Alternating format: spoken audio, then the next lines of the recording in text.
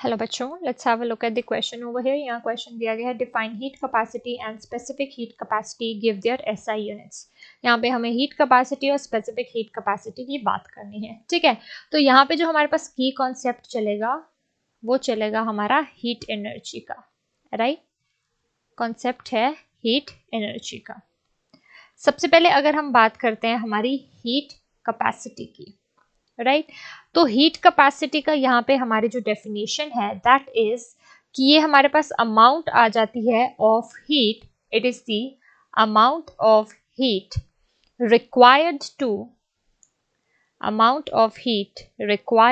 To raise temperature of एक body का। जब हमने टेम्परेचर की बात कर रहे हैं, ठीक है, temperature of body by 1 degree Celsius, ठीक है। उतनी हीट जो किसी भी बॉडी में 1 डिग्री सेल्सियस का हीट जो है वो टेम्परेचर जो है वो रेस कर सके, उसे हम हीट कैपेसिटी कहते हैं, राइट। इसका जो हम हीट कैपेसिटी का फॉर्मूला है that is C-Q energy and delta T change in temperature, ठीक है। इसकी जो हमारे पास यूनिट आ जाती है, unit is joules kelvin, right, joule पर केल्विन ओवर हियर, ठीक है। अगर हम बात करते हैं यहाँ पे हमारे पास स्पेसिफिक हीट कैपेसिटी की, राइट, स्पेसिफिक हीट कैपेसिटी। तो स्पेसिफिक हीट कैपेसिटी जो है हमारे पास ऑफ अ यूनिट मास, यहाँ पे जो हमारे पास बॉडी चलती है वो यूनिट मास की चलती है।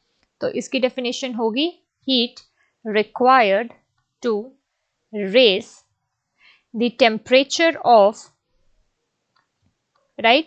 अब जो हमारे पास बॉडी है उसका यूनिट मास दिया गया है, right, the temperature of unit mass of body by 1 degree Celsius, right. तो डिफरेंस है, यहाँ पे स्पेसिफिक यूनिट मास की बात की, यहाँ पे एंटायर बॉडी की बात की है।